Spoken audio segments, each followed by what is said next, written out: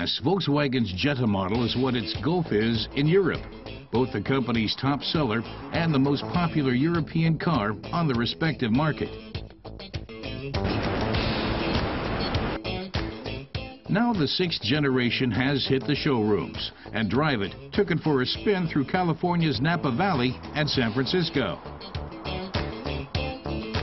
VW's Wolfgang Hatz points out that the Jetta ranks among the company's key compact cars, especially in big notchback markets like the U.S. and China. In the U.S., the Jetta accounts for 50% of Volkswagen's total sales volume.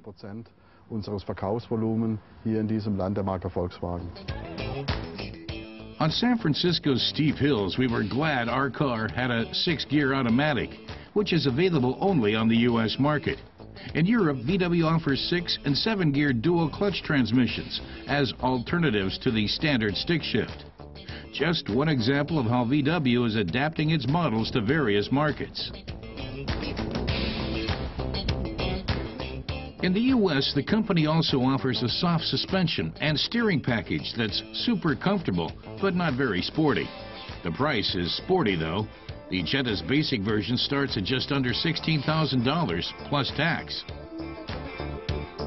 The latest generation Jetta is a thorough overhaul, both inside and out. After 31 years and 5 model generations, the Jetta finally looks like it's reached maturity in design. The front is typical VW with a narrow grille with horizontal chrome slats and angular headlights. The rear end has also been given its own look to better distinguish it from the Golf.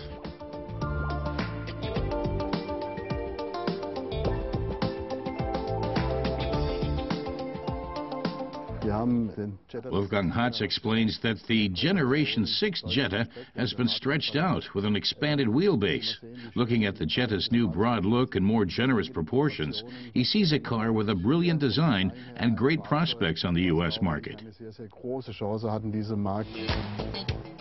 The SEL version we drove with a 170 horsepower 2-liter engine goes for $22,495.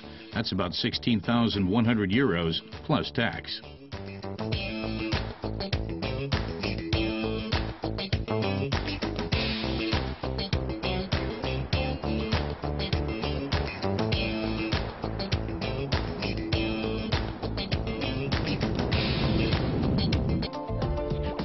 The interior features all the hallmarks of contemporary VW design, although the materials are kept simple on the dashboard and the onboard computer is basic too.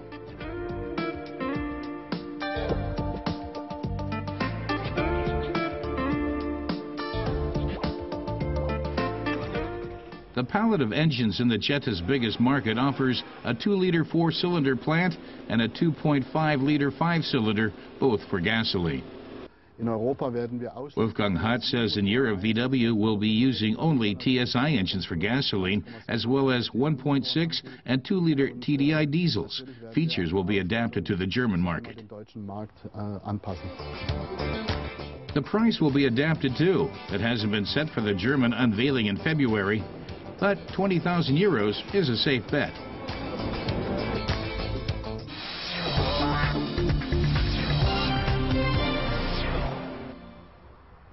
Sascha Knopf says he's testing 2 station wagons today, the Peugeot 407 and the Skoda Superb. The Skoda is the first to be examined. It moves on a 1.4-liter gasoline engine with 125 horses. The car's handling is characterized by a balanced relationship between agility and comfort.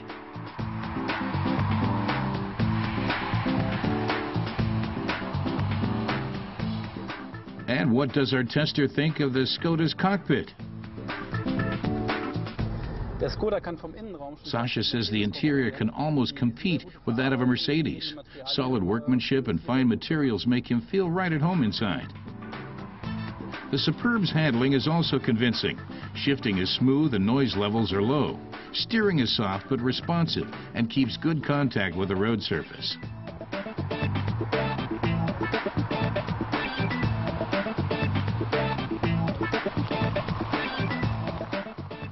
Switching to the French model, the Peugeot features a 2-liter diesel with 163 horses.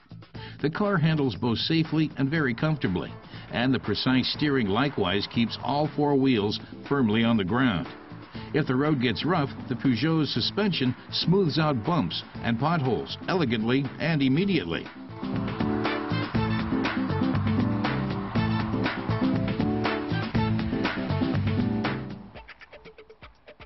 As for the cockpit, Sasha likes the French car's classy features like metal trim and piano varnish, but is still far from matching the Skoda's elegant standard. The Peugeot looks sporty and elegant, all right.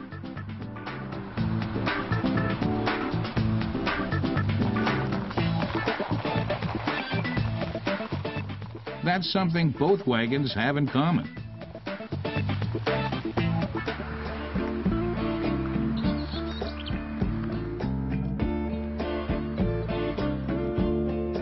The 407's design is accented by its huge front headlights, which stretch all the way back into the car's side body. The Skoda Superb, meanwhile, is a more angular design than its rival.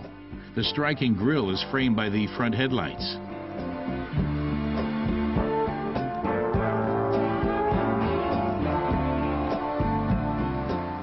From the side, the Peugeot's more rounded lines become clearly visible. At 4.94 meters in length, the Skoda is a good 20 centimeters longer than the Peugeot. That by itself is a good hint that the Czech car's greater cargo capacity. From the back, the 407 looks a bit bulkier than the Superb. The French car's rear lights are also bigger.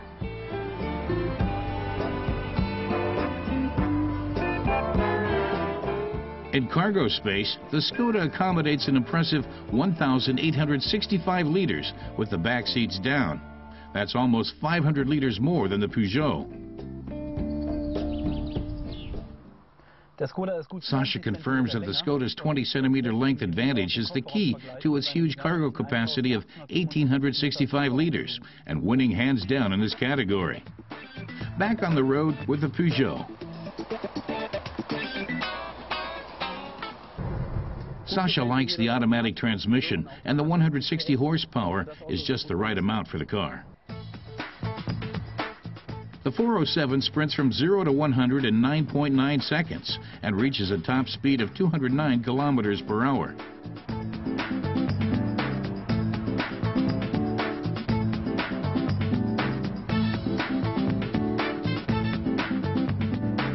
The manufacturer puts consumption at 6.9 liters of diesel per 100 kilometers. That meets the Euro 5 emission standard that comes into effect in 2011.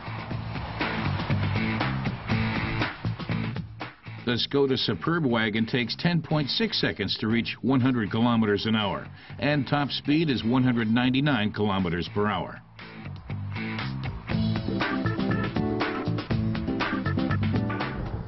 Sasha's driving the 120 horsepower gasoline engine, which he says is almost too small and could cause trouble when the wagon is fully loaded, especially with 1,800 liters of cargo space.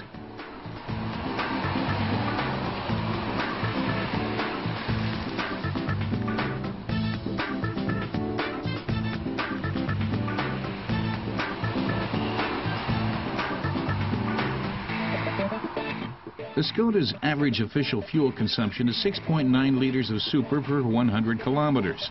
So which car does our tester like better? Sasha says the Skoda wins by a nose. It's 20 centimeters longer, but the huge cargo space is a big plus. The interior is also substantially more elegant than the Peugeot's.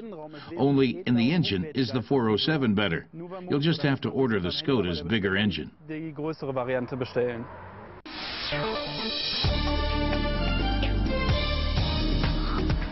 Mercedes has unveiled its second-generation CLS sedan. Buyers can select among 3 new engines offering between 204 and 306 horsepower.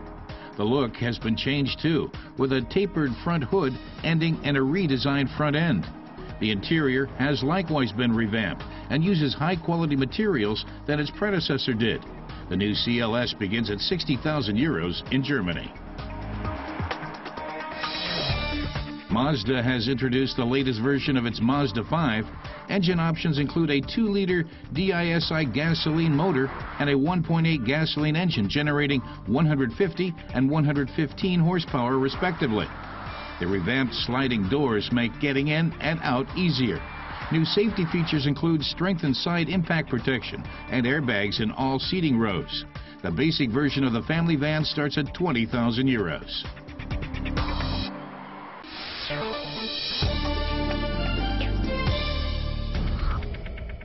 Speed isn't everything, but speed and acceleration are. And that's what we want to test today in Papenburg. From 0 to 300 and back to 0. The field of candidates is a big one. 16 manufacturers, the fastest and priciest super sports cars in the world.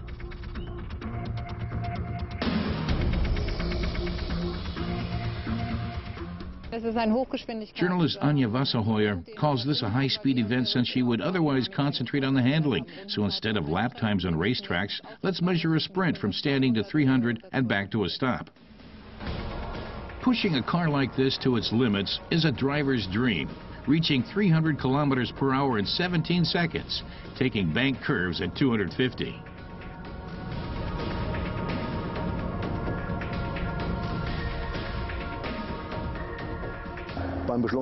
Wolfgang Fate says ideally during acceleration the passenger shouldn't be able to reach the dashboard and have his nose on the dash during braking.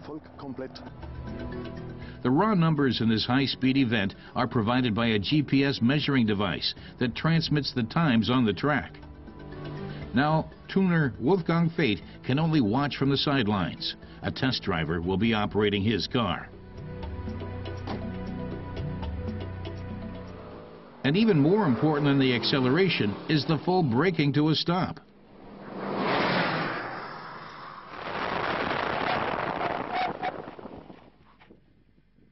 Anja thinks that's the even cooler experience for most people. Most never do it, which is why we always say it's important to have training sessions to fully enter the realm of when anti-locking brakes are activated and find out what ceramic brakes are capable of in these super sports cars. It's astonishing how those things bite in. It's a key element of motorsports. It's also the ultimate test of engines and tires. The tire pressure is adjusted to whether the car is supposed to be a purring kitten or a raging tiger. Dunlop's Marcus Hoppel points out that through the air pressure we can adjust the tire's ground contact area. We try to transfer the car's performance through the tires onto the road, and a bigger contact area gives us more possibilities, adjustable through the tire pressure. The winner is a tuned Porsche, which went from 0 to 300 and back to 0 in just 24.5 seconds. That's the best result ever in this test series, conducted by a major German car magazine.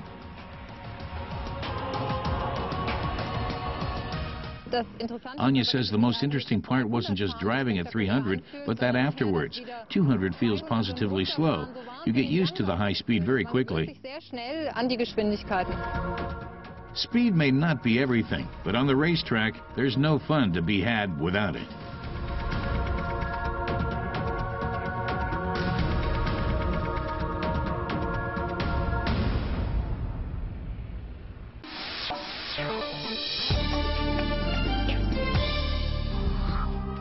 The Mille Miglia, the 1,000-mile race from Brescia to Rome and back. The winner was at the pinnacle of motorsport. Not just the driver, but the car. All major automakers put their technology to the test at the Mille. In 1940, BMW took part with 5 racing cars, 2 of them remarkably streamlined coupes. One version of the soon-to-be legendary 328 at the start had a chassis designed by aerodynamics pioneer Wunibald Kamm. It's known that the car started at the Mille Miglia in 1940, says BMW spokesman Manfred Grünert. In 1947, it won at Hockenheim. Karl Kling was the driver. Then it became a staff car for BMW's Ernst Loew, the owner of Veritas.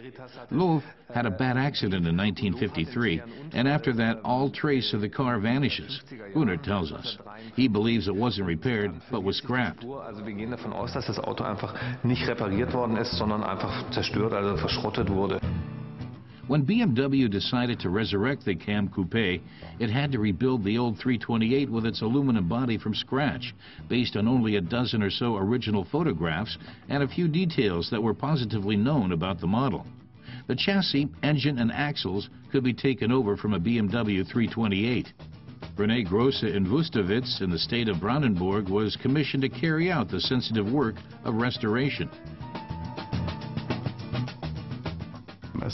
He knew it was going to be a difficult problem. He had to estimate the dimensions based on the photos. Only a few measurements were actually known, such as the diameter of the rims, or the lamps, or the BMW emblem. Grosse and his team took those dimensions to calculate the size of the other parts and then built them. BMW-Emblem. Die Maße rechnen wir dann hoch auf die entsprechenden Bauteile, die wir dann brauchen und bauen wollen, und so geht das, ja.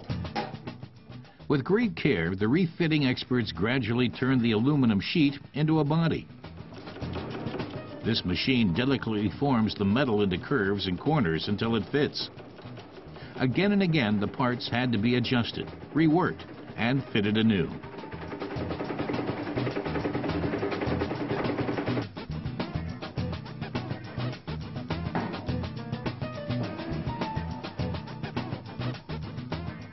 The body of the Kamm Coupe is supported by a gridwork of aluminum piping constructed according to this photograph.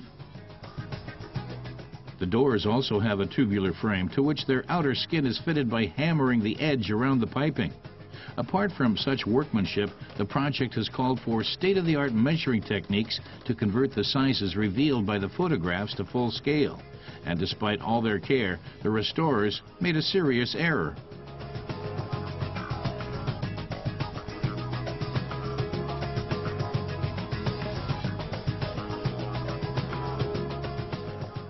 As René Grosse describes it, one of the biggest problems was that there was an original model that was shaped out of a block of foam. It had been carefully modeled on a computer, but as it turned out, it didn't have quite the shape that the builders needed to make a smooth, balanced body. Wie wir sagen, eine strakende Karosserie herzustellen. So Grosse says, although they'd already completed many parts like the floor panels, the interior, the dashboard, and more, they had to go back and modify the A-pillar by 1 or 2 centimeters, which influenced the lines of many other parts. Was natürlich die gesamte Linienführung vieler Bauteile beeinflusste. Racing cars have sparse ornamentation, but what little there was had to be reconstructed by hand for the Kamm model. Aluminum had to be welded and milled to the right shape. Just one such part could take up to 3 days to build.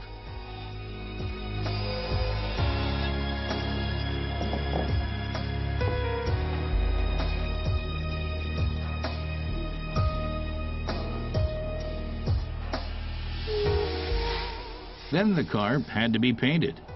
The original 328 paint was rather special, as René Grosse explains. The vehicle was silver, and back then, people got that effect by adding ingredients including ground-up fish scales.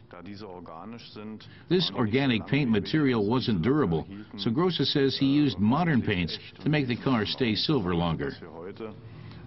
Schon zu moderneren Lacken greifen, einfach das Fahrzeug länger silbern aussehen zu lassen. This version will be silver, but matte.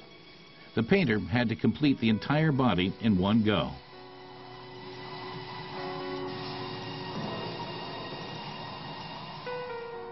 Once the body had been painted, the final assembly took place under enormous time pressure. There were just 2 weeks to go until the Concorso d'Eleganza Villa d'Este, the vintage car competition where the 328 was to be presented. Finally, after 3 years of reconstruction work, the new 328 Kamm Coupe rolled out of the workshop for its first test on the roads of Brandenburg.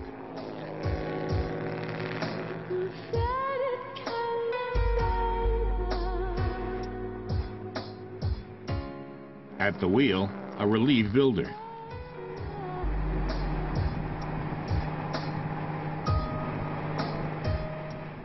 René Gross's first impression was excellent. The first ride gave him goosebumps, he says. The car seemed to have no weaknesses at all. And so the Concorso d'Eleganza 2010 provided the fitting venue for the resurrected BMW 328 Kamm Coupe, the return of a true classic.